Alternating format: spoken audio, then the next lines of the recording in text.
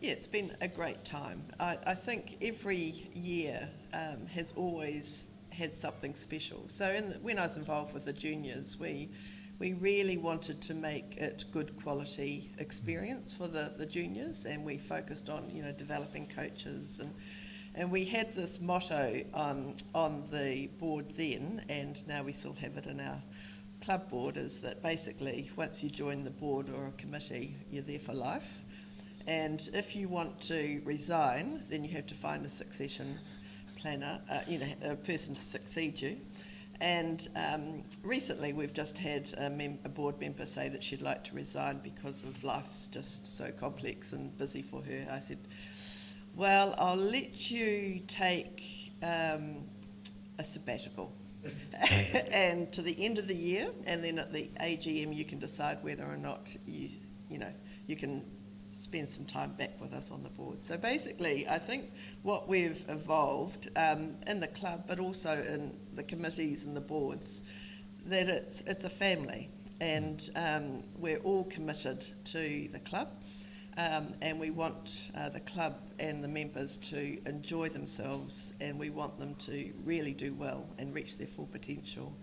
And we've had several programs throughout this time that over the years that have all been very successful in achieving lots of good things for our players and our coaches.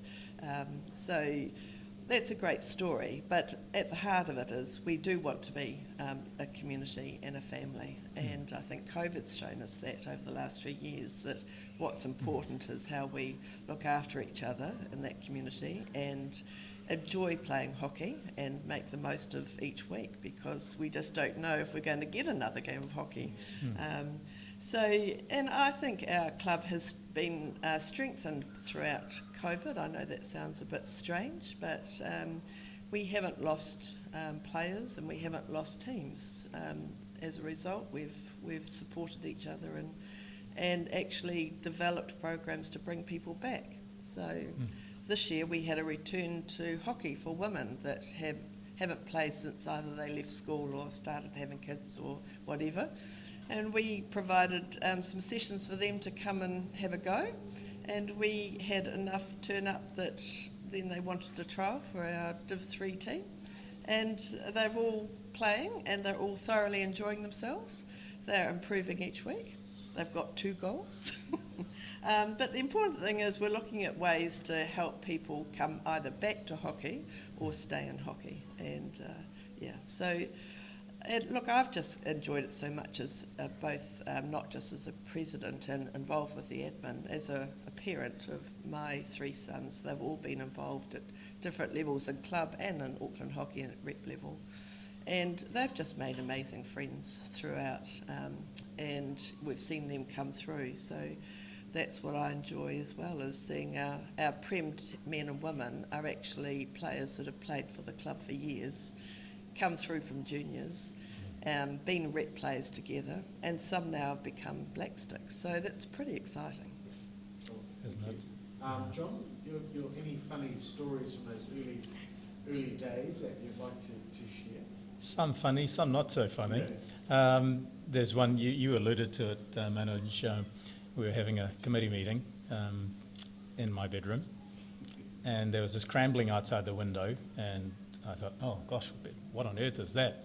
And then came half this body, and then the rest of it came through.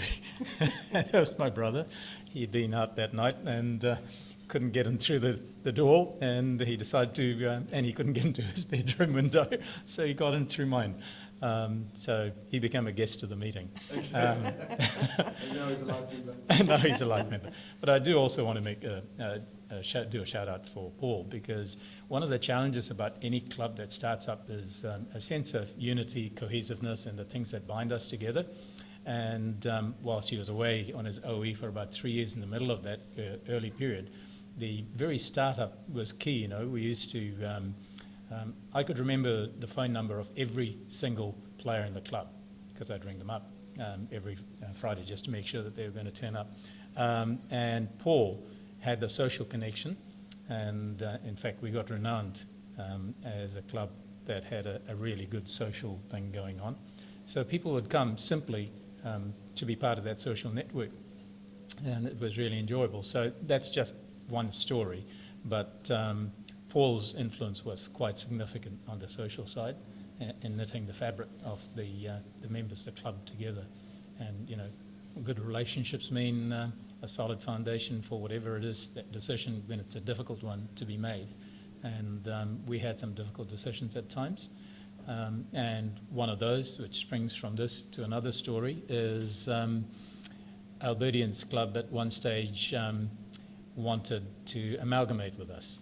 And I knew a number of those players because some of them had been members of the Fijians Club, and we played against them. They were good friends. Mal Gordon, who played for Auckland, and a number of others who had played for New Zealand as well. Good people. And Mal approached me and he said, I would like to have some conversations.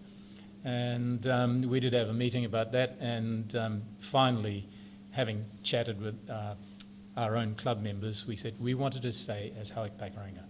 We felt we could do this for the sake of our region, and that for the good of the region, the good of the players who are already here and yet to be part of it, we needed to stay as Howick and Pakuranga, and we didn't want to stray from that vision. So the decision we came to at that meeting with Albertians was, the next time we play you, if you beat us, we will then consider that amalgamation really seriously and perhaps undertake it. But if you lose, then we remain apart. And I remember that game really well because I broke my wrist a week before the game, and I turned up and played with a plaster on my... It was funny for some, not so funny for me. But the funniest part was me going in to tackle Mal Gordon. He was coming through from the left half position, and I was playing centre half, went across to try and stop him. And I had my stick hovering over his stick, and he went whack, whack, and knocked my stick out of the way and went through and passed the ball. Then after the game, he said, he accused me of stick tapping. Mal, if you're going to watch this, you might remember that. But they still lost 6-3. So I was a happy man. I didn't mind being accused of anything. So Howick Pakuranga, well, Howick at that stage primarily, and Pakuranga stayed that way, and then we developed from there on. So that's one of the other stories. And then the third story is to do with growing as a club, needing a home and a site. And because of our social network and so on, we couldn't keep using the cricket club rooms. So we looked at the room adjacent to that, and this was on Howick Domain, pardon me. And it was really being used as a storeroom, I think, by the Howick Operatic Society. And so we approached the Howick Borough Council, who eventually conceded that, you know, we don't have a room, and it's probably appropriate that we have a room. And they gave us that room, and then it hit the local papers, and I think the Operatic Society, weren't happy at that stage, but we had a club room, so we weren't worried. No power there, so we used to meet after games at night time by candlelight and play the guitar and sing till 2 or 3 in the morning. And that was another part of the unity of that, you know, very fledgling club. But it helped us. And then we got Howick Domain. And the following story from that, Manoj, without extending it too far, is when Howick Borough Council decided that they could give us one field on what was 2 rugby fields. We used to practice at night time with the floodlights. Diana knows the story. Someone switched off the floodlights on our side of the field. And I wandered over to switch it on, and there was a group of people standing around there.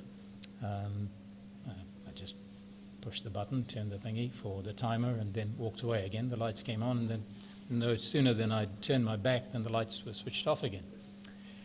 And I turned around and I realised it was the rugby club coach and the first 15 of the rugby club, and they were surrounding there. I don't want to, I mean, they might remember the story. And I went back to turn it on, and I was being threatened by they surrounded me. And I said, well, the council has given us this ground, and it's our practice ground. You still have a ground over there, and very happy for you to continue to train there, but this is our practice time. I'm just going to turn this back on again. And they just came close to me, nudging me. I just turned it back on. I didn't know what was going to happen. I turned my back, didn't look at anybody, and walked through. Nothing happened by the grace of God, I say, and we carried on practicing. Well, that's another story, you know. I mean, early days for a fledgling club, and there are things that, For sure. yeah, happen.